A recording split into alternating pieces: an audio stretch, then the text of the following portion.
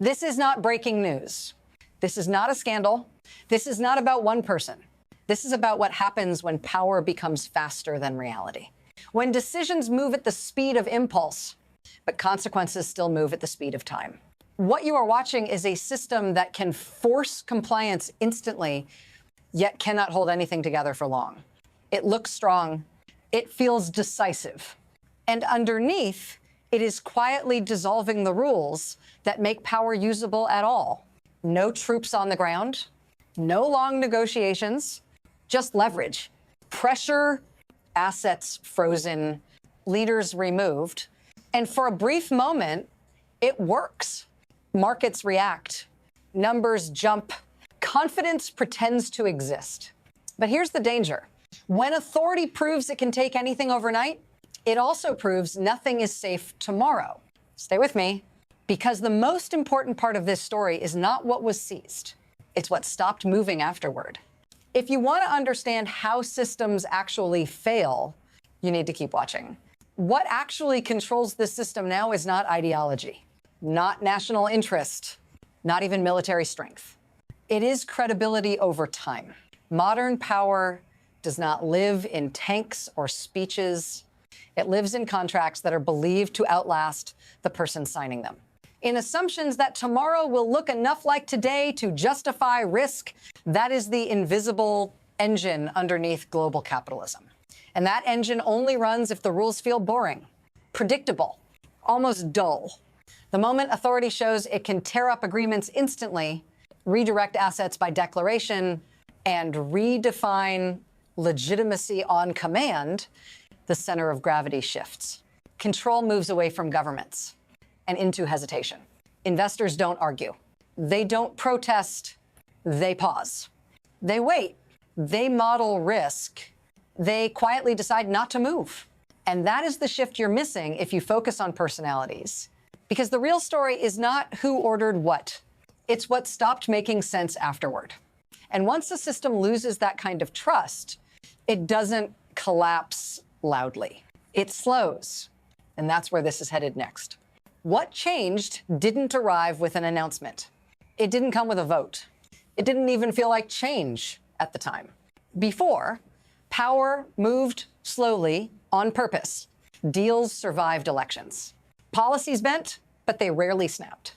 Risk could be priced because time was stable. Now, time is unstable. What used to take years can happen overnight. Leaders are removed. Assets are reassigned. Entire markets are reordered before the paperwork is finished. And at first, that speed looks like strength. But speed is not the same thing as durability. What was normalized here was not efficiency. It was reversibility. Every action began to signal its own undoing. Every agreement came with an expiration date that no one could see. Every opportunity quietly carried the memory of the last one that vanished. This is the most dangerous kind of shift, the kind that feels practical, temporary, necessary, because when instability becomes routine, people stop reacting to it. They adapt. And adaptation, in this case, does not mean participation. It means withdrawal. And once enough actors step back at the same time, the next shock doesn't need to be big.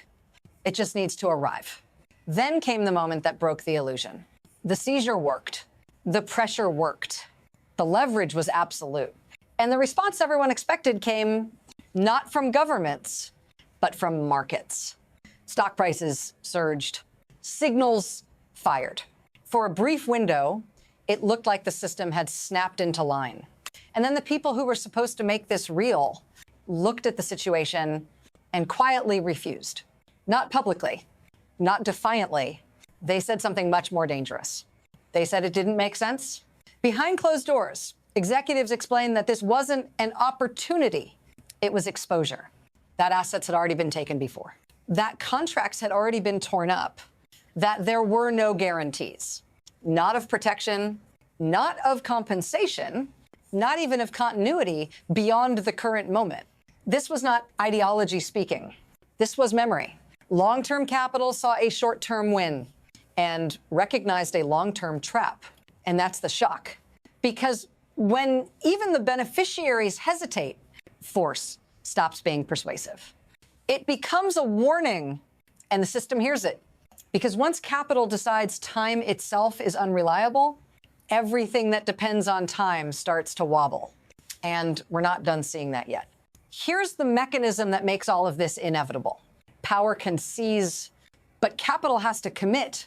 And commitment only happens when risk can be spread across time. What this system now demands is the opposite. Immediate compliance, immediate alignment, immediate exposure.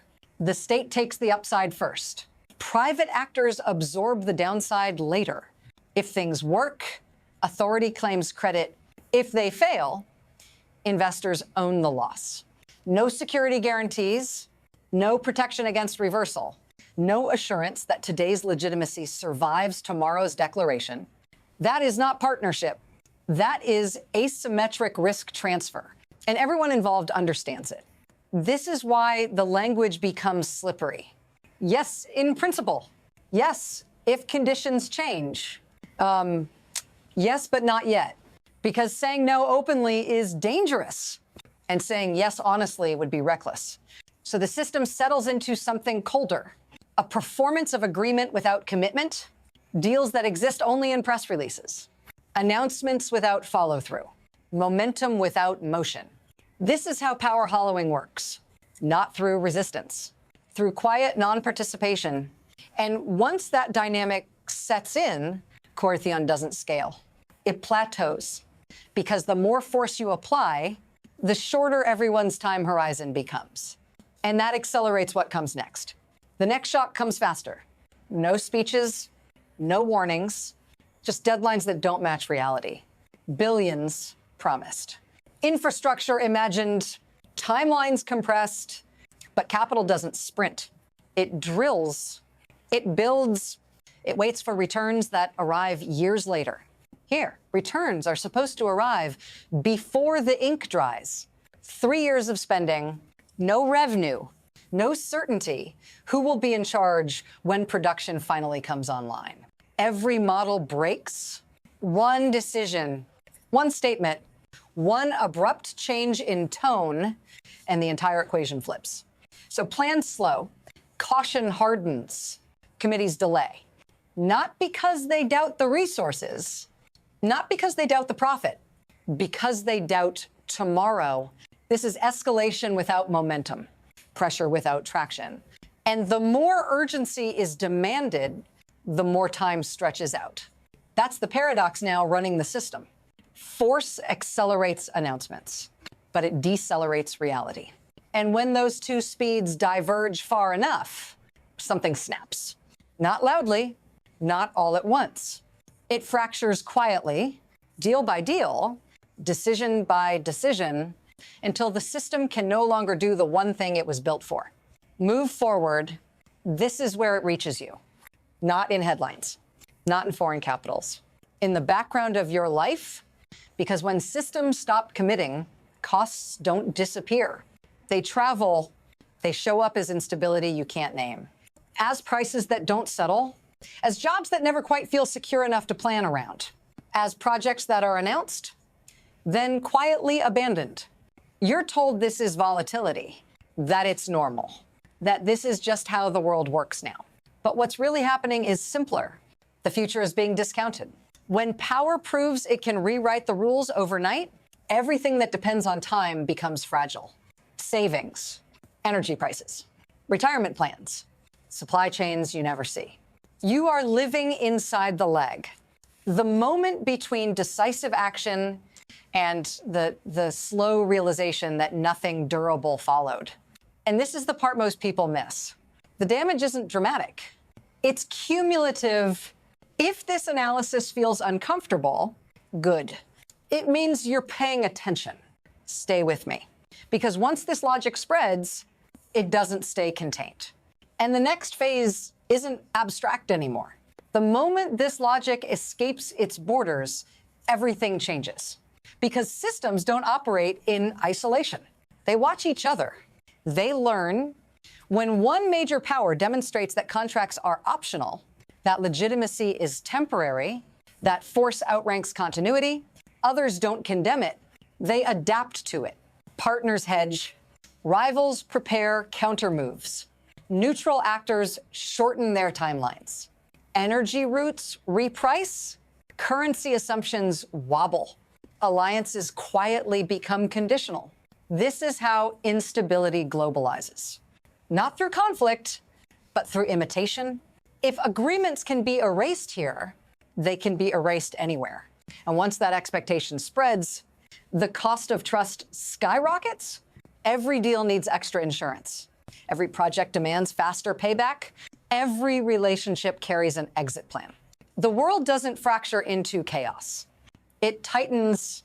Less openness, less patience, less willingness to wait. And that contraction feeds back into the system that started it. Because when the global environment becomes more brittle, pressure tactics stop working faster. Force depends on leverage. Leverage depends on alternatives. And right now, alternatives are multiplying. What comes next isn't collapse. It's acceleration. Now the future splits. Not into predictions, into paths. The first is adjustment. The system relearns patience. Power slows itself down. Credibility is rebuilt piece by piece through restraint. It's expensive. It takes time, and it requires accepting that not every moment can be won. The second is erosion. This becomes normal. Short-term force replaces long-term trust permanently. Investment shrinks. Timelines compress. Everything works just enough to avoid open failure. But nothing scales, nothing lasts. The system survives by getting smaller.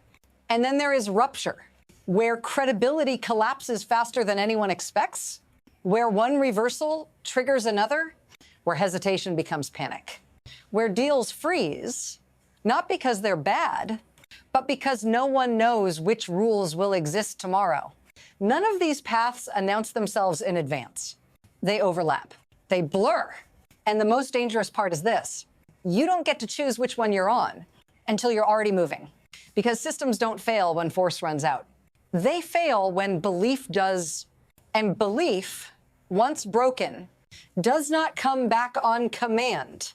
This is not where the story ends. Because systems like this don't collapse on cue. They drift. They normalize damage.